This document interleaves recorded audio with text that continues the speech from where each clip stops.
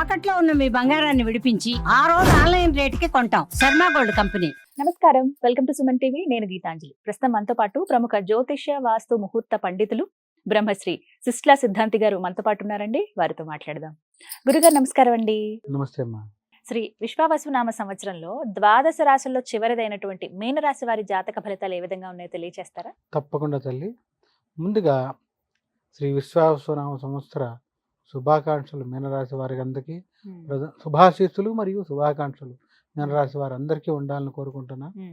ఇక ఇప్పుడు మీనరాశి వారికి సంబంధించి తెలుసుకునే ముందుగా అసలు మీనరాశిలోకి ఎవరు వస్తారని పరిశీలిస్తే పూర్వభాద్ర నక్షత్రంలో చివరి పాదం 4వ పాదం, మరి ఉత్తరాభాద్ర నక్షత్రంలోని 4 పాదాలతో పాటుగా రేవతి నక్షత్రంలో 4 పాదాలు, ఈ 9 పాదాల వాళ్ళు కూడా మీనరాశిలోకి వస్తారు.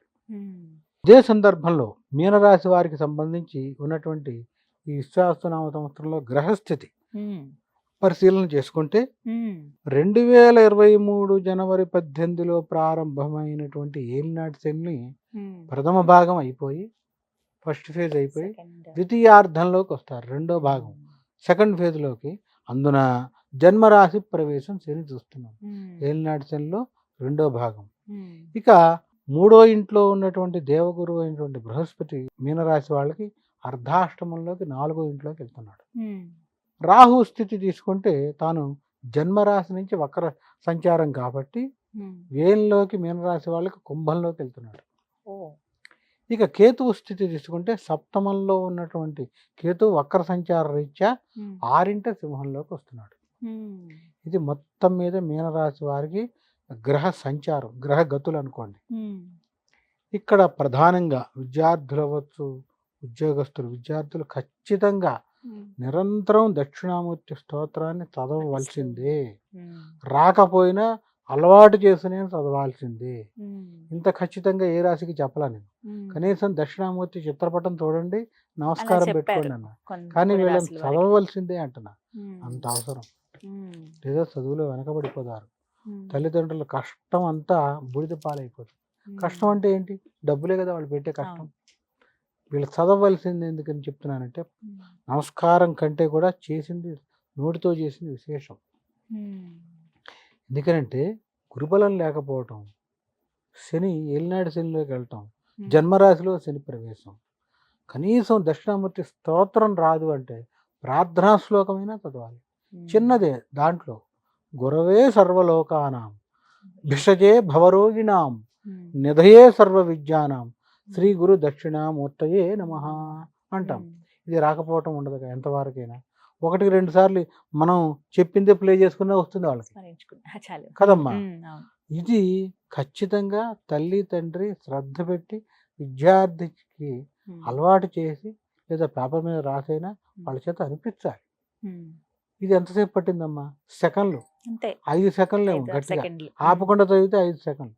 గురవే సర్వలోకానాం భిషజే భవరోగిణాం నిధయే సర్వ విద్యానాం శ్రీ గురు దక్షిణామూర్తయే నమః. నమస్కారం చేసుకుని అతను విద్యార్థి చదువు ప్రారంభిస్తే చాలు. గురుబలం అనేది అతను సంపాదించుకుంటాడు. నేను ఇచ్చింది మనం సొంతంగా తెచ్చుకున్న దానికి చాలా తేడా ఉంటుందిగా. అది విద్యార్థి చేస్తే ఒక రకంగా భవిష్యత్తులో కూడా అలవాటైపోతుంది. రోజు చదువుకునే ముందర రోజు అలవాటైపోవటం ఎంత మంచి సంస్కారం అది చిన్న వయసులోనే. అందుకని విద్యార్థికి ఖచ్చితంగా గురుబలం కావాలి, అతను చదవాల్సిందే. ఇంకా చిత్రపటం ముందర నుంచి నమస్కారం పెడతా. ఎందుకంటే విద్యార్థి అంటే చదువుకునేవాడు, క్లాస్లో చదువు చెప్తే నేర్చుకుంటున్నాడుగా. ఇది ఎందుకు రాదు? వస్తుంది, చదవాల్సిందే అనే మాట ఎందుకు చెప్తానంటే అంత అవసరం గురుబలం. ఈనాటి శనిలో చదువులో పాస్ అవ్వటం కూడా ఒక్కొక్కసారి కష్టం అమ్మ. జన్మరాశిలోకి శని ప్రవేశం. చదివేవాడు చదవనని మానేస్తాడు, పుస్తకాలు లోపల పడేసి చదువుతున్నాను నేను చెప్పటే బయటికి వెళ్ళిపోయి గ్రౌండ్లోకి ఆడటం, క్రికెట్ ఆడటం, సినిమాకు పోతాడు. ఎందుకని? గురుబలం లేదు, శని బలం లేదు. బుద్ధి చెడ మార్గంలోకి వెళ్తుంది. అతని చీడు కావాలని. ఈ సందర్భంలో అతని మార్గం చెడ మార్గంలోకి వెళ్లకుండా నియంత్రించాలని తల్లిదండ్రులే. ఎలా నియంత్రిస్తావు? రోజు కాపలాగా గాయవు కదా. దక్షిణామూర్తి స్తోత్రం చదవడం ద్వారా ఏమొస్తుంది అతనికంటే బుద్ధి వికసిస్తుంది. ఇది చేయకూడదు, ఇది చెయ్యాలి, విచక్షణ జ్ఞానం గురువే కదా ఇచ్చేది. ఉమ్, వివేక, విచక్షణ, విజ్ఞానం అని చెప్పుకున్నాం ప్రారంభంలో. ఉమ్, ఈ 3 గురువే ఇస్తాడు. ఉమ్, అది సంక్రమిస్తుంది. లేదు నాన్న, అమ్మకి తెలిస్తే తిడతారని అతను పక్కదారి పట్టడు. పట్టుకుంటా ఇది ఉంటారు. ఒకటే కాదు, సినిమాలే కాదు, రకరకాలు ఉంటాయి. ఉమ్, పక్కదారిలోకి వెళ్లకుండా విద్యార్థిని నియంత్రించిన వాళ్ళం అవుతాం దక్షిణామూర్తి స్తోత్రంతో. అంత శక్తి అది. ఉమ్, అందుకని ఎంతటి వాడికైనా, చిన్న పిల్లలకైనా వస్తుంది. అలవాటు ఉమ్, చేయాల్సిందే రోజు. అలవాటు నీ చేయించాలి. ఖాళీగా ఉన్నప్పుడు చదువుకోనన్న మానసికంగా కూడా శక్తి అంటే ఎంత విశేషమైన బలం. ఉమ్, తదుపరి ఇది విద్యార్థులకు అవసరం. ఉమ్, లేని పక్షంలో ఉత్తీర్ణత శాతం పక్కన పెడితే దేవుడు ఉమ్, ఎరుగు. పాస్ అయితేనే కష్టం. ఉమ్, అంత ప్రభావం ఉంటుంది. జన్మరాశిలో ఏలినాటి శనిలో ఏమాత్రం వారికి దశ అంతర్దశలు పాడైతే చదువు పుస్తకాలు కూడా గిరాటేసేస్తారు. ఉమ్, ఉమ్. అమ్మో, ఉమ్, అందుకని ఖచ్చితంగా అందుకని. కాపాడుకోవాలి. ఉమ్, పిల్లలే కదా భవిష్యత్తు. ఎవరికైనా పిల్లలే అవును. భవిష్యత్తు. ఉమ్, ఎంత కష్టపడినా అందరూ కూడా పిల్లల కోసమే చేస్తారు. ఉమ్, మరి అంత కష్టపడే వాళ్ళు ఈ చిన్న పని చేయలేరు. పిల్లలకి శ్లోకం అవును. నేర్పడం కష్టం కాదు. ఉమ్, ఇది చెయ్యాలి, చాలా అవసరం. ఏ రాశి గురించి ఇంతసేపు నేను చెప్పలా విద్యార్థుల విషయంలో. ఉమ్, ఇంత ఎందుకు చెప్తున్నానంటే వాళ్ళకి చాలా అవసరం. ఉమ్, తదుపరి ఇక ఉద్యోగస్తులు, ఉద్యోగస్తులు, వ్యాపారస్తులు. వ్యాపారస్తులకి ఉమ్, వచ్చేటప్పటికి, ఉద్యోగంలో అభద్రతా భావం ఉంటుంది. ఉమ్, అంటే ఇన్సెక్యూర్ ఫీలింగ్. చేస్తున్న సంస్థలో రేపు ఉద్యోగం ఉంటుందా, నాది ఊడిపోతుందా. ఉమ్, ఏ రోజుకి ఆ రోజు దినదినగండం 100 ఏళ్ళ ఆయుష్ లాగా ఉంటుంది. ఉమ్, ఆయుష్ 100 ఏళ్ళే, కానీ గండం ఉంటే రోజు రోజు ఇబ్బందిగా. ఉంటామా పోతాం అని తెలియకపోతే ఆ టెన్షన్ ఆ ఉద్యోగం ఎక్కువైపోతుంది. చేయలేడు కదా. ఉమ్, దాని మీద శ్రద్ధ పెట్టి కూడా చేయలేడు. ఉమ్, రోజుకో మెయిల్ వచ్చి ఇక్కడ నీ ఇబ్బంది సరిగ్గా చేయలేదని ఉమ్, పైనుంచో మెయిల్స్ ఇలా వస్తే ఎంత చేస్తాడమ్మా ఉద్యోగి. ఉమ్, ఏ స్థాయిలో ఉన్న ఉద్యోగికైనా ఉమ్, మీనరాశిలో వాళ్ళకి ఈ ఒత్తిడి భయంకరంగా ఉంటుంది. ఉమ్, అంటే అభద్రతా భావం. ఇంత కష్టపడినా చేసిన ఇది జీతం ఒక రాదు ఒక్కొక్కసారి. ఇబ్బంది. ఉమ్, ఈ నెల ఇచ్చి వచ్చే నెల ఇవ్వకపోతే ఎట్లా బతుకుతాడమ్మా. కష్టమే కదా. ₹1,00,000 అవ్వచ్చు, 25,000 అవచ్చమ్మా. ఎవరి జీతం వాళ్ళకి ఎక్కువే కదా. ఉమ్, అంతే కదా. ఆ జీతం ఒక నెల ఆగిపోతే ఎంత కష్టం. దీంతో పాటు ఉద్యోగం ఉంటుందా పోతుందా, అది చాలా కష్టం. పడుకుంటే నిద్ర పట్టదు. మీనరాశి వాళ్ళకి ఇది విచిత్రమైన స్థితి. ఉమ్, ఆకస్మికంగా కోర్టు కేసులు వచ్చి పడతాయి మీదకి. ఉమ్, వివాదాలు, కోర్టు కేసులు, న్యాయపరమైన వివాదాలు. వ్యాపారస్తులకైతే రకరకాల హింసలు ఉంటాయి. ఉమ్, తోటి వ్యాపారస్తుడి ద్వారా కేసులు పట్టడము, లేదా raidings, income tax raidings, court కేసులు, ఇలాంటి విచిత్రాలను ఉంటాయి. ఇవన్నీ మమ్మల్ని భయపెట్టడానికి చెప్తున్నారా గురువు గారు అనుకుంటారు కొంతమంది. ఉమ్, భయపెట్టడానికి కాదు, వచ్చేటువంటి ఇబ్బంది చెప్తే ఉమ్, ముందుగా జాగ్రత్త పడతారు. జాగ్రత్త జాగ్రత్త పడాలంటే ఏం చేయాలి, మళ్ళీ ఇది ఒకటి ఉంటుందిగా ఉమ్, సమస్య. ఇందాక చెప్పినట్టే శనివారం నియమం పాటించాల్సిందే. ఉమ్, శనికి ప్రీతిగా నల్ల బట్టలు వేసుకోకూడదు, వదిలేయాలి. వదిలేయాలి. అదే సందర్భంలో ప్రతి శనివారం సూర్యోదయానికి పూర్వమే నిద్రలేవాలి. ఉమ్, తైలాభ్యంగన స్నానం చేయాలి. ఉమ్, తైలాభ్యంగన స్నానం అంటే మరి ఈ ఇందాక మనం చెప్పుకున్నట్టుగా మేషరాశి కానీ ఉమ్, ఇతరత్ర ఉమ్, అష్టమ శని జరిగేటువంటి సింహరాశి వారికి కానీ, అట్లాగే ఏలినాటి శని గుర్తున్న వీళ్ళకి కానీ వచ్చేటప్పటికి ప్రధానంగా సూర్యోదయానికి పూర్వమే నిద్రలేవాలి. ఉమ్, నల్ల నువ్వుల నూనె గానుగ దగ్గర దొరికేటువంటి తలకు రాసుకోవాలి, ఉమ్, మొహానికి రాయాలి, పాదాలకు రాయాలి, ఉమ్, తలార స్నానం చేయాలి. ఉమ్, ఆడైనా మగైనా ఎవరికైనా తప్పదు. ఉమ్, చేసి దీపారాన్ని వెలిగించాలి. ఉమ్, ఎవరికి ఏలినాటి శని జరుగుతుందో వాళ్ళు వెలిగించాలి. వాళ్ళు ఉమ్, అన్ని సిద్ధం చేసేసి భార్యను వెలిగించమనకూడదు. ఉమ్, ఎవరికి దొరుకుతుందో వాళ్ళు చేయాలి. ఉమ్, నాకు ఆకలిస్తే నేను తినాలి కదమ్మా. ఎవరికి అంతేగా? దొరకముందో వాళ్ళే చేయాలిగా. ఉమ్, ఇక్కడ కూడా అంతే. అలా చేసినప్పుడు ఫలితం దక్కుతుంది. ఒత్తిడిని తట్టుకుంటారు. ఉమ్, ఒత్తిడి ఉంటుంది, తట్టుకునే శక్తి కూడా కావాలిగా. అవును. రూపాయి రాకపోయినా పర్వాలేదమ్మా, ఆదాయం తగ్గిన ఉమ్, అప్పటికే వాడు ఆగితే చాలుగా. అవును. వీడు మనసు కొంత ప్రశాంతత కొంత దొరుకుతుంది. ఇబ్బంది తగ్గుతుంది. సరే బాబు ఒక 6 నెలలు ఆగుతాను వెళ్ళిపోయాడంటే గట్టిగా దేవుడికి దండం పెట్టుకుంటారు. ఎవరైనా అంతే కదా. అవును. ఉమ్, పోన్లే ఆగారు 6 నెలలు, ఉమ్, భగవంతుడే అనుగ్రహించాడు అనుకో. అదే అనుగ్రహం. ఉమ్, భగవంతుడు దిగిరాడు. నువ్వు చేసే మంచి పనుల ద్వారా దైవం మానుష రూపేణ. ఉమ్, అంటే నువ్వు చేస్తున్న మంచి పని ద్వారా ఈ అవతల వ్యక్తిలో భగవంతుడు బుద్ధి ప్రేరేపితం. ఉమ్, పోన్లే పాపం మరీ ఇబ్బంది పడుతున్నాడు, ఇప్పుడు మరి ఒత్తిడి చేయటం ఎందుకు, ఉద్యోగం కూడా పోయింది కదా, ఎట్లా కడతాడు, సర్లే 6 నెలల తర్వాత వస్తాను వెళ్ళిపోతాడు. ఉమ్, అదే భగవత్ శక్తి. ఉమ్, ఇలా చేయటం ద్వారా గురువుకి సంబంధించి దక్షిణామూర్తి స్తోత్రం కానీ, ఉమ్, పెద్దవాళ్ళైతే ఖచ్చితంగా గురు చరిత్ర పారాయణ కానీ చదవగలిగితే, ఉమ్, లేని పక్షంలో ఇదేది చేయలేరు, నోరు తిరగదు, చదువుకోలేదు అనుకోండి, ఉమ్, ఈజియెస్ట్ రెమెడీ గురువారం నాడు గురువుకు ప్రీతిగా ఏదైనా శనగపిండితో చేసిన మధుర పదార్థం నైవేద్యం పెట్టి ఉమ్. దగ్గరలో ఏదైనా ఆలయంలో దాన్ని తీసుకెళ్ళి మీ చేతులతోనే పంచండి. ప్రసాదంగా పంచాలి. గురువారం నాడు చదువుకునే వాళ్ళకి, ఉమ్. విద్యార్థులు అవ్వచ్చు, ఎవరికైనా చదువుకునే వాళ్ళకి ఉమ్. గ్రంథం, పుస్తకం, పెన్ను ఇవ్వండి. ఉమ్. తెల్ల కాగితాలు, రోళ్ళ కాగితాలు, పుస్తకాలు దొరుకుతాయి 100 పేజీలవి. ఉమ్. చదువుకునే వాళ్ళకి పెన్ను ఇవ్వండి, మీ చేతులతో ఇవ్వండి. ఉమ్. మళ్ళీ అక్కడ దర్పం పనికిరాదు. వెళ్ళి నౌకరుని వెళ్ళి ఇచ్చిరా అంటే నీకేం వస్తుంది? రాదు. ఉమ్. ఆడంబరం పనికిరాదు భగవంతుడి దగ్గర. ఉమ్. ఇదే కనపడుతుంది మనకి ద్రౌపది వస్త్రాభరణంలో. ఉమ్. ఆడంబరం పనికిరాదు. ఉమ్. మరి ఇక్కడ అదే వస్తుంది. ఎక్కడ అంటే మరి ప్రధానంగా సత్యభావం పరాభవంలో ఉమ్. ఆడంబరాన్ని చూడగలగడగా భగవంతుడు ఉమ్. తాను ప్రత్యక్షంగా ద్రౌపది మా అమ్మవారు అంటే మహాలక్ష్మి అమ్మవారు ఆవిడ అంశ ఉమ్. బాధపడుతూ కూడా మొదటిసారి అన్నయ్య అంటుంది ఉమ్. చీర లాగుతుంటే. ఉమ్. ధూర్తులు అయినటువంటి వీళ్ళు దుర్మార్గులు ఉమ్. కరోశంలో ఉన్నటువంటి దుశ్శాసనుడు లాగుతుంటే, వస్త్రం లాగుతుంటే అన్నయ్య అని పిలిస్తే రాడు ఆయన. ఉమ్. బంధుత్వానికి లొంగడు. భగవంతుడు కదా ఆయన. ఉమ్. ఎంత బంధువైనా ఎందుకు లొంగుతాడు? ఉమ్. ఏమాత్రం. రెండోసారి మరింత వాళ్ళు మళ్ళీ లాగుతుంటే, గట్టిగా పట్టుకుని లాగుతుంటే ఒక చేత్తో చీరను పట్టుకుని రెండో చేత్తో అన్న కృష్ణ రమ్మన్న రాడు, ఇని వదిలేస్తాడు. ఉమ్. మూడోసారి వచ్చేటప్పటికి పిలుస్తుంది, ఉమ్. ఆర్తిగా పిలుస్తుంది. ఉమ్. పరమాత్మ, పరంధామ, పాహిమాం, రక్షమాన్ చీర వదిలేసి దండం పెడుతుంది రెండు చేతులు కళ్ళు మూసుకొని. ఉత్తర అప్పుడు- క్షణంలో ఉంటాడు ఆయన. ఉమ్. దేనికి లొంగాడు? భక్తికి లొంగాడు ఉమ్. కదా. అంటే భక్తే ప్రధానం ఇక్కడ, ఆడంబరం కాదు. ఉమ్. సత్యభామ అంతటి సత్యభామ కూడా మరి అంశలో, లక్ష్మీ అంశలో ఒక అంశ ఆవిడ. ఉమ్. ఎంత గర్వం అమ్మా, అహంకార గర్వం. ఏ రకంగా అంటే అందంతో వచ్చే గర్వంతో పాటు రెండు గర్వాలు తోడైనవి ఆవిడకి. ఉమ్. అందం, ఐశ్వర్య గర్వం. డబ్బులు ఉన్నాయి. ఇటువైపు డబ్బు, నాకున్న డబ్బు రుక్మిణికి లేదు, ఉమ్. నాకున్న అందం రుక్మిణికి లేదు. ఈవిడ తెల్లటి మేనిగి బంగారం రంగు, ఆవిడ నల్లటి నలుపు ఉమ్. కదా. ఉమ్. నాకున్న అందం లేదు, నాకున్న ఐశ్వర్యం లేదు. ఉమ్. ఐశ్వర్యవంతుడి కుటుంబంలోంచే వచ్చింది. ఉమ్. సత్తరాజిత్తు వంశం అక్కడ కదా, అట్నుంచి కదా. ఉమ్. ఆ రీత్యా తీసుకుంటే ఇక్కడ ఈ ఇంత ఉన్న కేవలం తులసి దళంతో భగవంతుడు లొంగిపోతాడు. ఉమ్. అంటే అక్కడ ఆయన చూసింది భక్తిని మాత్రమే. ఉమ్. అదే రకంగా ఇక్కడ మీనరాశిలో ఉండేవాళ్ళు ఎవరైనా కూడా, ఉమ్. ఉద్యోగస్తులు అవ్వచ్చు, నోరు తిరగని వాళ్ళు అవ్వచ్చు. నోరు తిరగని వాళ్ళ కోసం కూడా చెప్పాలి కదా మనం. ఉమ్. చదువుకోలేదమ్మా అవును. వారి మీనరాశి. కోసం కూడా నేను చిన్నప్పటి నుంచి ఏం పరిహారం. చదువుకోలేదు అయ్యగారు, గురుచరిత్ర పారాయణ చెప్పారు, నేను ఎట్లా చదువుతానంటే నువ్వు చేయగలవు. ఏం చేయగలవు? ఉమ్. గురువారం నాడు మధుర పదార్థం, శనగపిండితో చేసిన మధుర పదార్థం, అది కూడా చెప్తున్నా. ఉమ్. ఏది పడితే అది కాదు, ఉమ్. శనగపిండితో చేసి. ఎందుకని?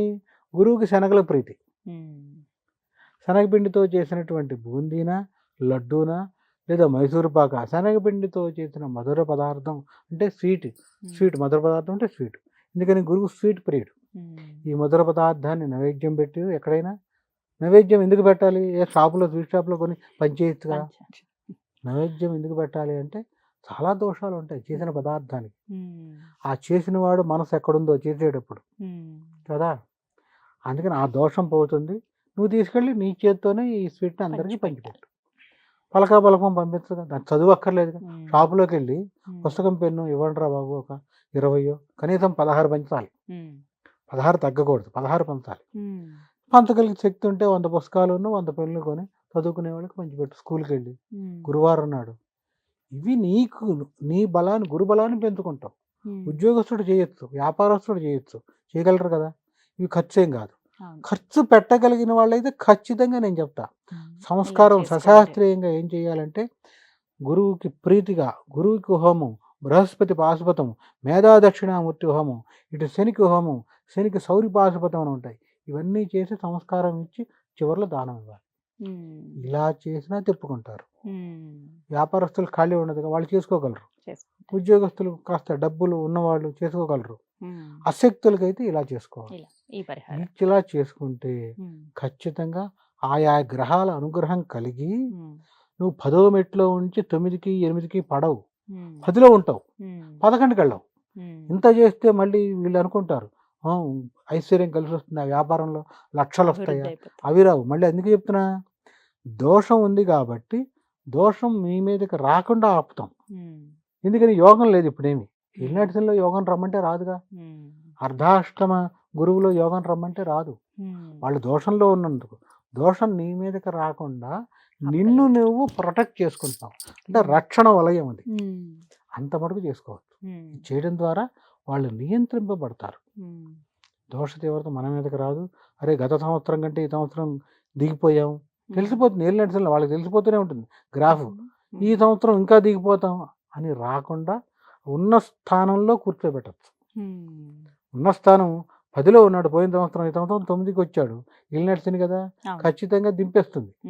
మరి ఈ సంవత్సరం 8లోకి వెళ్లకుండా 9లో కూర్చోబెట్టాలి. ఆ శక్తి ఉంటుంది. ఎందుకంటే మంత్రభాగంలో అదే ఉంది.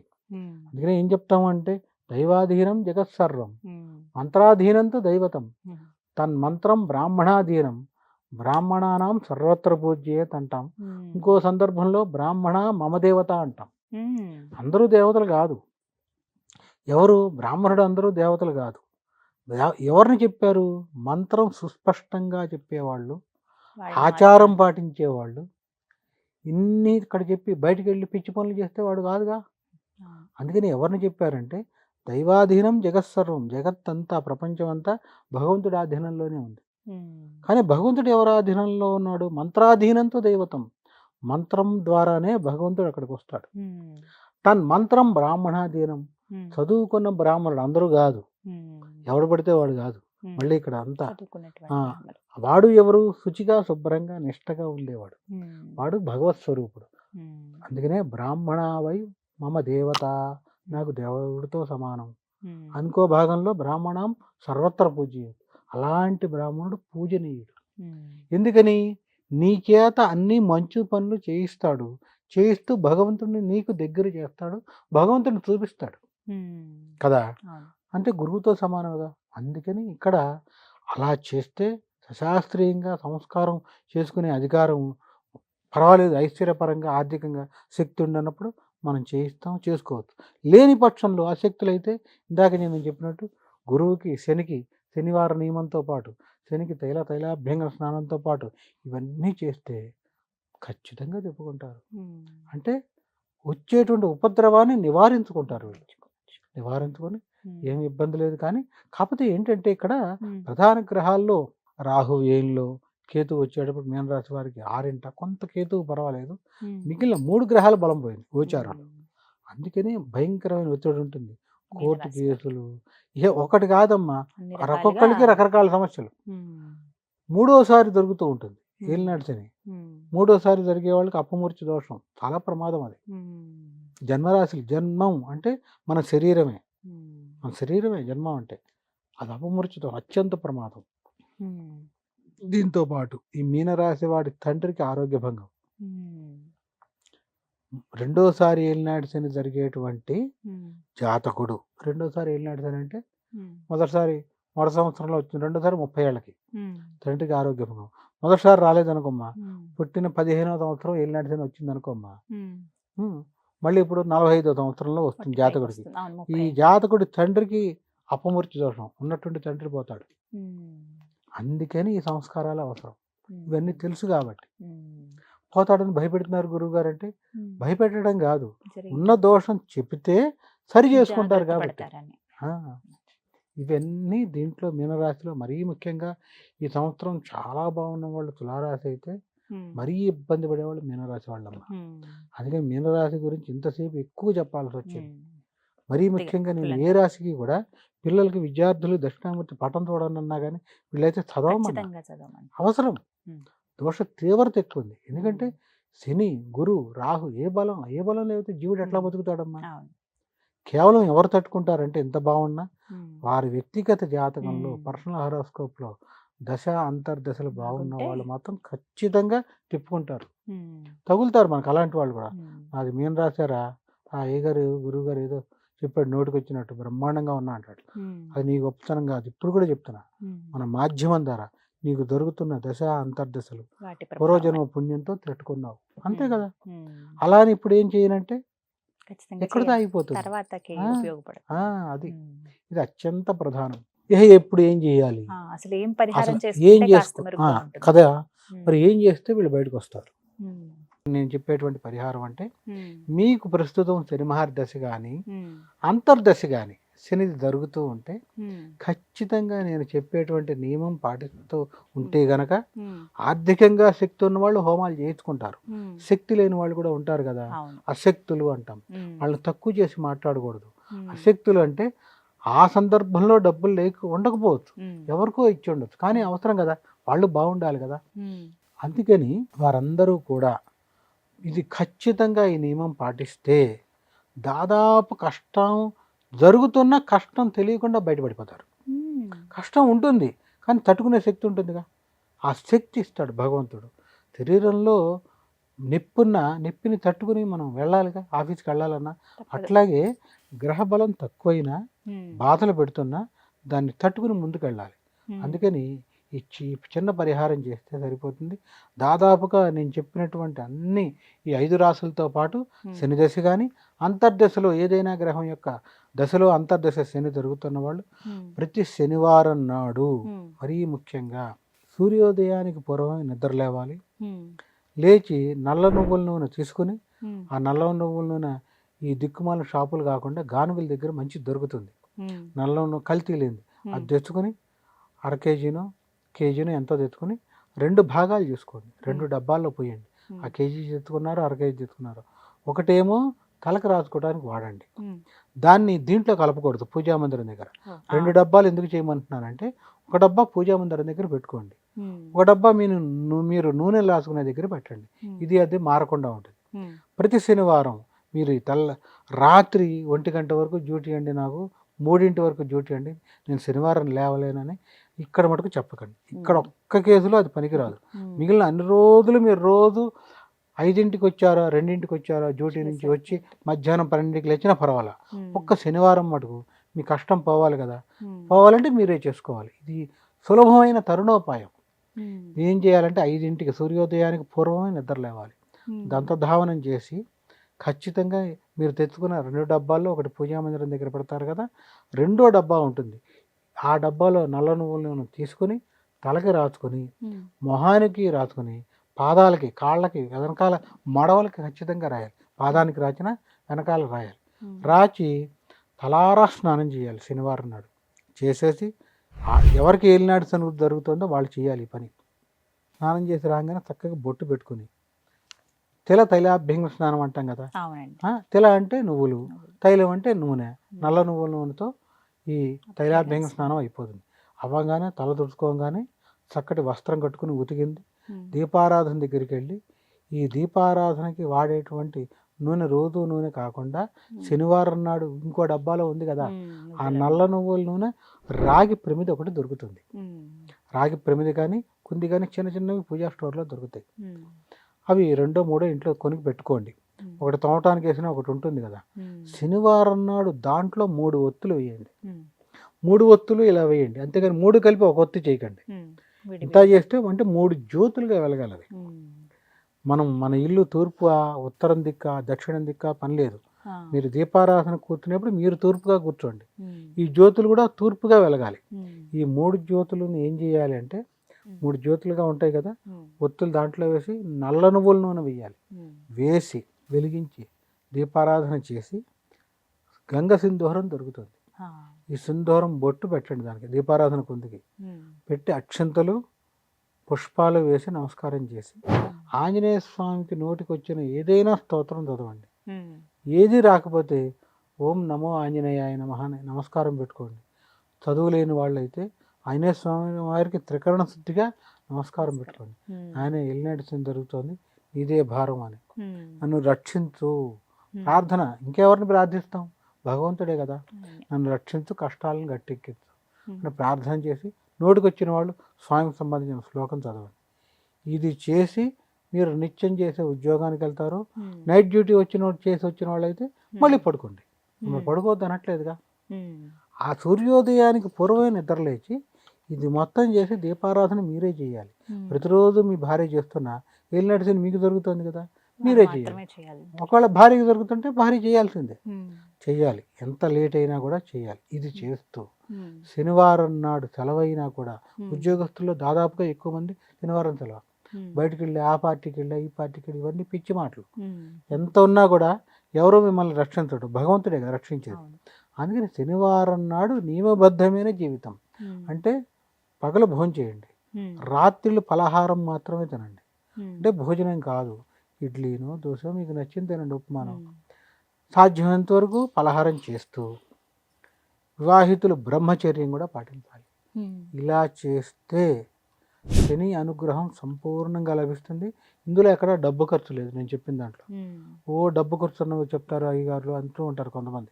ఇది డబ్బు ఖర్చు లేదు, కానీ ప్రతి శనివారం చేయాల్సిందే. ఏలినాటి శని పూర్తయ్యే వరకు, అర్ధాష్టమ శని పూర్తయ్యే వరకు, అష్టమ శని పూర్తయ్యే వరకు, శని దశ కానీ అంతర్దశ కానీ పూర్తయ్యే వరకు. శని దశ పూర్తవుతుంది ఒక పటాన 19 ఏళ్ళు, అంతర్దశ అయితే వచ్చేటప్పటికి సుమారుగా 2 ఏళ్ళు 3 ఏళ్ళు అట్లా ఉంటుంది. ఇది పూర్తయ్యే వరకు ఇలా చేయాలి. ఇలా చేస్తూ ఇంకో నియమం ఏంటంటే ఎట్టి పరిస్థితుల్లో నల్ల బట్టలు వేసుకోకుండా వదిలేయాలి పూర్తిగా. అది 3,000 రూపాయలదా 4,500 నీకు ఎంత ఇష్టమైనా, ఆడవాళ్ళు అయితే నల్ల చీర అయినా అవతల వారేయాలి, పనికిరాదు. ఎంత కాస్ట్లీదైనా వదిలేస్తే ఖచ్చితంగా మీరు తిప్పుకోకపోతే నన్ను అడగండి, 100% తిప్పుకుంటారు. చాలా బాగుంటుంది, వాళ్ళకి ఆరోగ్యం కుదురుతుంది. అనారోగ్య సమస్య ఉన్న వాళ్ళకి తిప్పుకుంటారు, శని పీడ తగ్గుతుంది. అప్పుడు మీ మీద మీకు నమ్మకం కలుగుతుంది, ఓహో భగవంతుడి శక్తి వెనకాల ఉంది, నన్ను నడిపిస్తుంది. అదే సందర్భంలో సెలవు ఉండి మీకు అవకాశం ఉంటే దగ్గరలో ఉన్న నవగ్రహాల్లో శనికి తగ్గ నల్ల నువ్వుల నూనె గానుగ దగ్గర ఉందిగా, పూజా మందిరం దగ్గర చిన్న ప్లాస్టిక్ పేపర్ గ్లాస్లో 2-3 స్పూన్లైనా చాలమ్మా, ఎక్కువ తీసుకెళ్ళక్కర్లా. ఒక పేపర్ గ్లాసులో కొంచెం పోసుకొని 2-3 గ్లాసులు తీసుకెళ్ళి శనికి పోసేసి నమస్కారం పెట్టేసి మళ్ళీ అక్కడే ఆ గ్లాసు పారేయాలి, పనికిరాదు, వెనక్కి తెచ్చుకోకూడదు. అందుకనే 2-3 స్పూన్లే అని చెప్పాను. అక్కడ మళ్ళీ ఆ దేవాలయంలో ఉంటుంది కాబట్టి ఆ దేవాలయంలో కాళ్ళు కడుక్కొని మరలా దేవాలయంలో ఉన్న విగ్రహానికి జ్యోతికి నమస్కారం పెట్టుకోవాలి, విగ్రహానికి నమస్కారం పెట్టుకుని ఇంటికి రావాలి. ఇలా చేస్తూ ఉంటే ఎలాంటి శని బాధలున్నా పీడలున్నా మొత్తం పోతాయి. అసలు పీడ ఎందుకు, ఇందాక మొదట్లో చెప్పినట్టు మొహానికి నువ్వు రాసుకోవడం ద్వారా కళావిహీనం అయిపోకుండా ఉంటుంది మొహం. శని పీడ మొహంలో ఫస్ట్ ప్రవేశిస్తుంది, ముందు పాదాలు, అక్కడి నుంచి శిరస్సుకు వస్తుంది. అందుకనే శిరస్సు నుంచి పాదాలకి. అందుకనే శని ఏలినాడు శని జరిగే వాళ్ళు నిరంతరం నడకలోనే ఉంటారు, లేదా వాళ్ళు ఎప్పుడు ప్రయాణంలోనే ఉంటారు, సుఖంగా ఉండరు. అందుకనే ఎంత ఏలినాడు శని జరిగే వాళ్ళు నడవటం ఇష్టం శనికి, ఆయన నడుస్తాడు. అందుకనే కష్టపడే వాళ్ళు ఎక్కువ ఇష్టం ఆయనకి. దీనికి అందుకనే రాజకీయం గురించి ఇక్కడ మాట్లాడడం, కానీ రాజకీయంలో పైకి వచ్చేవాళ్ళు నడిచే వాళ్ళని ఎక్కువ అనుగ్రహిస్తాడు ఆయన. అంటే ప్రతిదీ స్వార్జితం. ఇక్కడ ఇంకొక మాట చెప్పాలి, శని అనుగ్రహం ఎట్లా కలుగుతుంది అంటే ధర్మబద్ధంగా సంపాదించిన ప్రతి రూపాయి శని దశ జరుగుతుండగా ప్రతి రూపాయి ధర్మబద్ధంగానే వస్తుంది ఎవరికైనా. ఇది అన్యాక్రాంతంగా రాదు. ఆ వచ్చిన ప్రతి రూపాయి తాను తింటాడు, తన కొడుకు తింటాడు, తన మనవడు వరకు వెళ్తుంది. 3వ తరానికి ఆస్తి వెళ్ళింది అంటే శని ద్వారా వచ్చిన ఆస్తి. ఈ తరంలో ఉండి ఇతనితో పాటే పోయిందంటే మిగిలిన గ్రహాల వల్ల. శని ద్వారా వచ్చేటువంటిది అంత బలమైంది. అందుకని ఇలా చేస్తే ఎలాంటి శని దోషాలు ఉన్నా పోతాయి, శని పీడ ఉన్నా పోతుంది. ఏది ఏమైనా కూడా నేను ఎవరిని శపించడం కాదు, వాస్తవం చెప్పాలి కదా మన మాధ్యమం ద్వారా. మీనరాశిలో ఉన్న వాళ్ళందరూ బాగుండాలి, మీ యొక్క కులదైవం యొక్క అనుగ్రహ ఆశీస్సుల నిండా మీకు ఉండాలని కోరుకుంటూ అందరూ బాగుండాలని, అవకాశం ఉన్నవాళ్ళు ప్రతి వ్యక్తి కూడా చేయవలసిన ఆసక్తులైతే డబ్బు ఖర్చు లేని ఉపాయాలు చెప్పాను, అవైనా చేసుకొని మీ అందరూ కూడా సుఖ సంతోషాలతో ఉండాలని అందరికీ కూడా మరొక్కసారి శ్రీ విశ్వావసునామ సంవత్సర ఉగాది శుభాకాంక్షలు మరియు శుభాశీస్సులు. శుభం. చాలా సంతోషం గురుగారు, చాలా చక్కగా ఓపికగా విపులంగా అన్ని వివరించారండి. ధన్యవాదాలు. నమస్కారం అమ్మా.